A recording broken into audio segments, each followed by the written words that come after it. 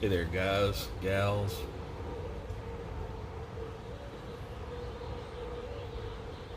Sitting here puffing on my Graybo with some Big and Burley in it.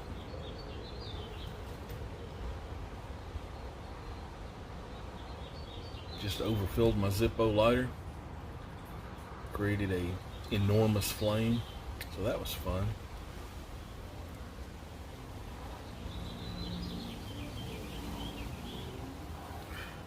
But on my yesterday, I think, my live video,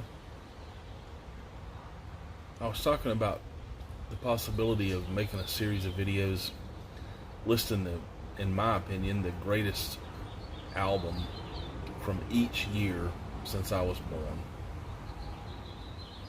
That would be 1967.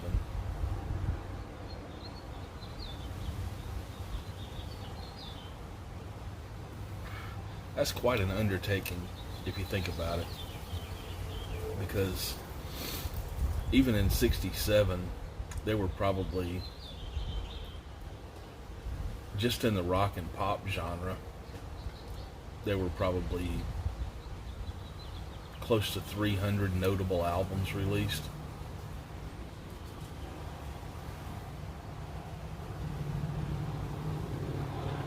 I don't know the exact number, probably impossible to tell, but anyway, so out of those notable 300, there's probably 30 or 40 pretty good ones, and 4 or 5 really good ones.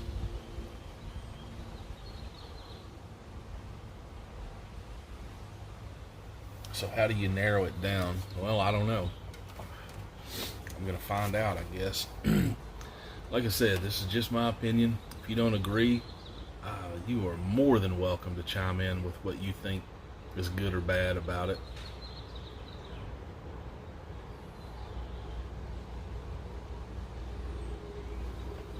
So I'm going to go through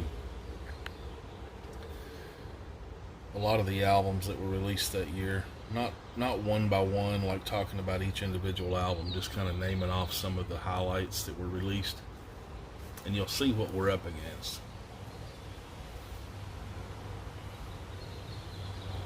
Right out of the gate, January 4th, The Doors put out their first album, The Doors.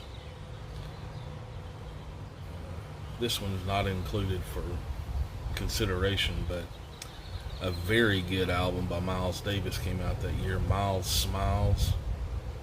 You had the Stone Ponies, Youngbloods, Jefferson Airplane jumped into the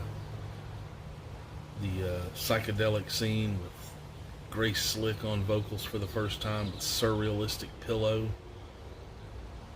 Mamas and the Papas, the Byrds, the Troggs, John Mayall and the Blues Breakers.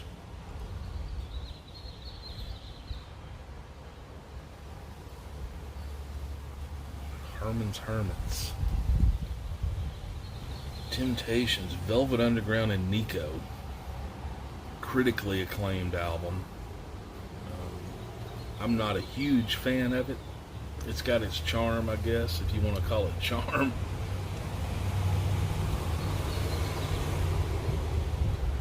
The Grateful Dead's first album, not known as a studio band, more of a live band, but that album, I looked at the songs on it a couple of minutes ago. They drew from that album for their entire career. There's only one song I know on there that they didn't play often, and I don't know if they ever played it. Probably did, though. You had Billy Preston, you had Eric Burdon and the Animals, James Brown, Donovan, Cliff Richard, the Turtles, Gordon Lightfoot. And then in May,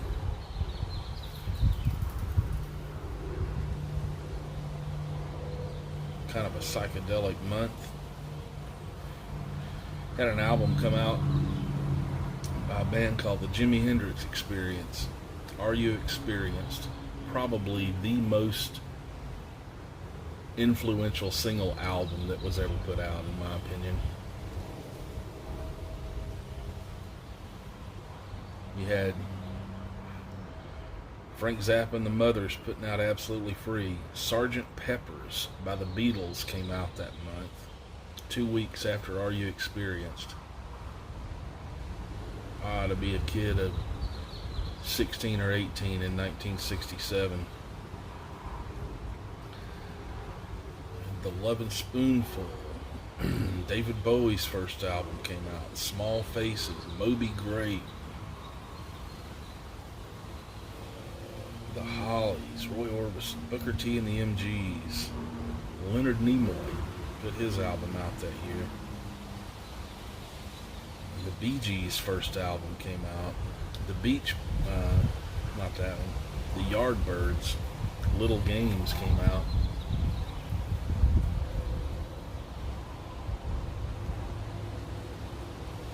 I believe that was the first album that featured Jimmy Page as the solo guitar player in the band. Canned Heat, Grassroots. Huge album came out that year from Bobby Gentry, Ode to Billy Joe.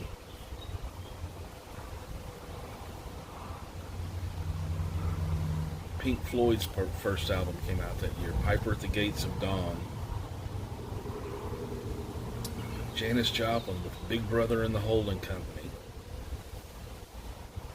Another huge album. Albert King's Born Under a Bad Sign.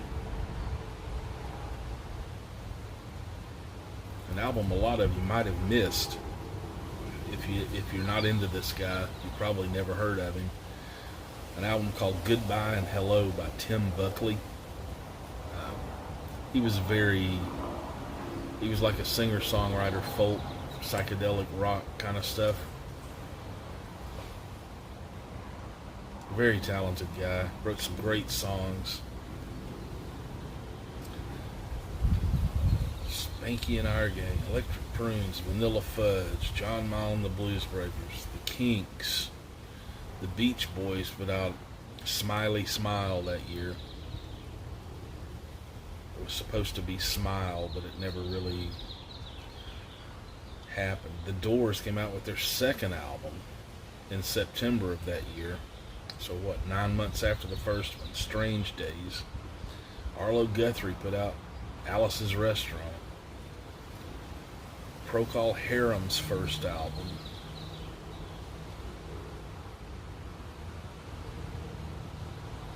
"10 Years After." Let's see what we got on here. Sly and the Family Stone. The Monkees are all over this chart. Moody Blues, Days of Future Past. Fantastic album. Beatles came out with Magical Mystery Tour, soundtrack to their film.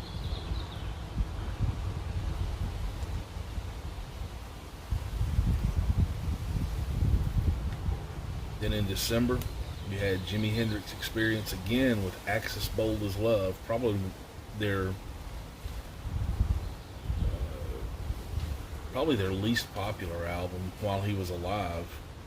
It had some good stuff on it, but it wasn't like Are You Experienced or Electric Ladyland. Small Faces, Traffic came out with their first album that year, Mr. Fantasy. Rolling Stones got psychedelic with their Satanic Majesty's Request. The Who, Sell Out.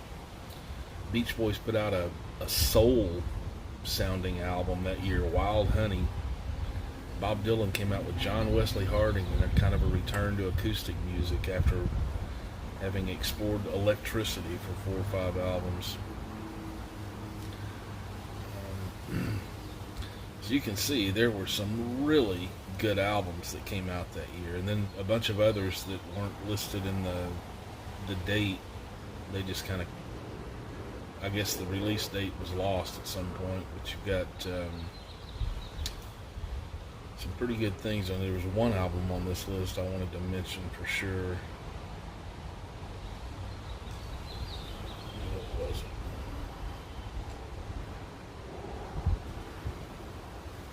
yeah.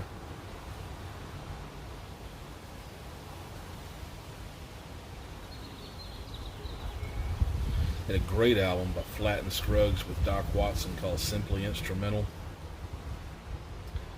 Just some killer playing on that. But the album I wanted to mention was McCoy Tyner, jazz pianist. The Real McCoy. That's a great album. So with all that, man, how do you pick from some of that stuff? There's some incredible albums that were produced that year. But to me, the one that rises above all of them, and it was not particularly a hard choice for me, believe it or not.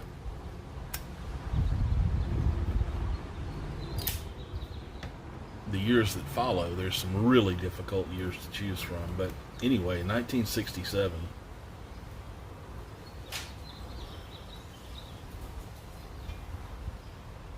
A lot of people will say Sgt. Pepper's.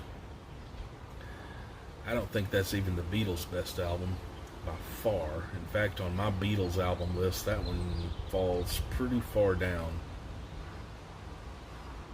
I can think of 6 right off the top of my head that I would put before Sgt. Pepper's from the Beatles themselves.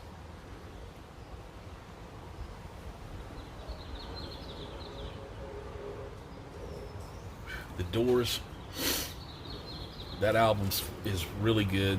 It's got some great stuff on it. It was a really good introduction to the band. I think some of their better stuff came later. I think some of their better stuff came off that album. Traffic, although I love Traffic, Mr. Fantasy they had not quite caught their groove yet.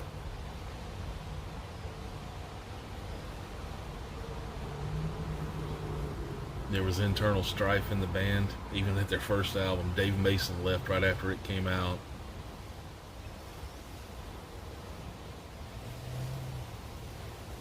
Velvet Underground, not much of a consideration for me. A little odd.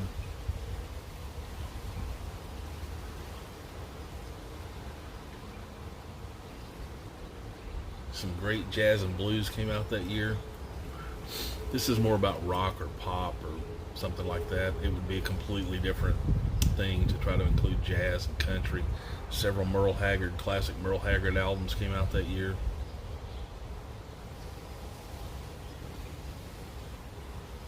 But the one that rises to the top is the Jimi Hendrix Experience. Are You Experienced? That album, actually, let me pull that one up and go through it a little bit. Not like you don't know anything about it. Probably more than I do.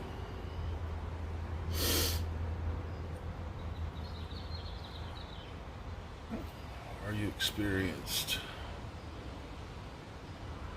Widely regarded as one of the greatest debuts in the history of rock. That's definitely an argument that can be made.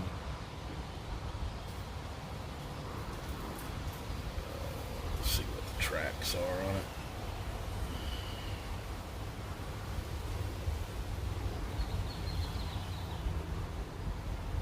So there have been a number of changes to the track listing over the years, but the original edition of it that came out, the very first one that came out in the UK and was released internationally as well, had Foxy Lady. That was the first thing people heard by Jimi Hendrix that had never seen him.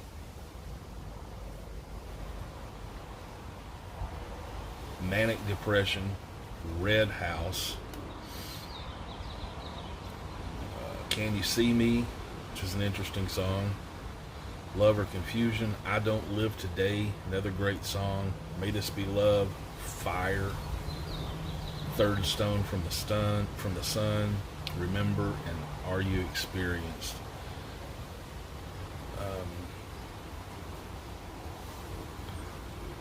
I would say 5 of those songs are probably could be considered for some of the greatest rock songs ever made. Definitely in the top 100.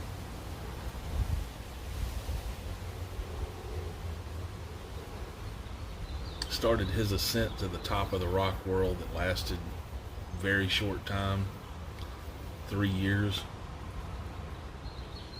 but completely changed rock music.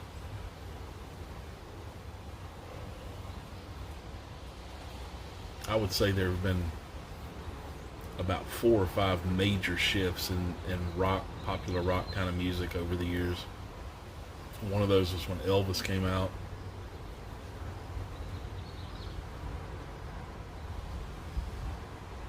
Second one was obviously the Beatles. Third one was Jimi Hendrix, for sure.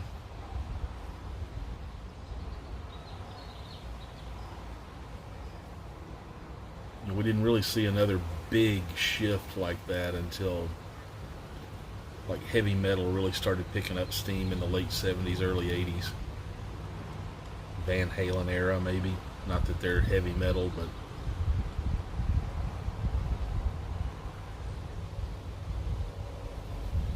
then punk kind of changed everything right around that same period. And grunge definitely changed everything for a while. But some of those were very short-lived. But everything that has come after Jimi Hendrix was in some way inspired by Jimi Hendrix. Everybody that's ever picked up a guitar with the idea of playing rock and roll has tried to play some Hendrix.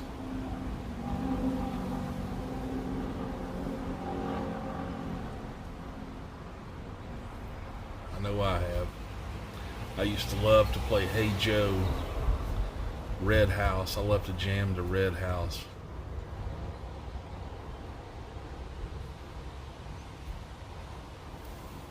But there you have it.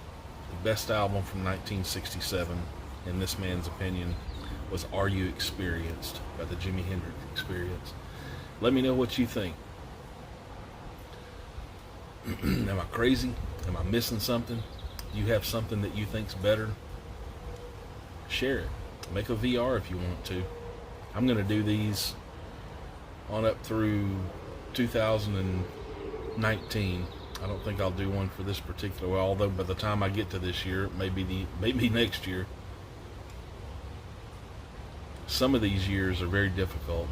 Some of them I can probably put 2 or 3 or maybe even 4 years together in one video, because there were some slim pickings at some point.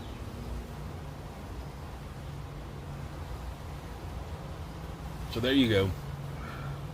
I'm going to call this kind of a jaunt through the history of rock and roll as known by me since I've been alive. Alright, you guys enjoy your pipe. Hope you enjoyed this video. Ignore the hype. Take care of yourselves.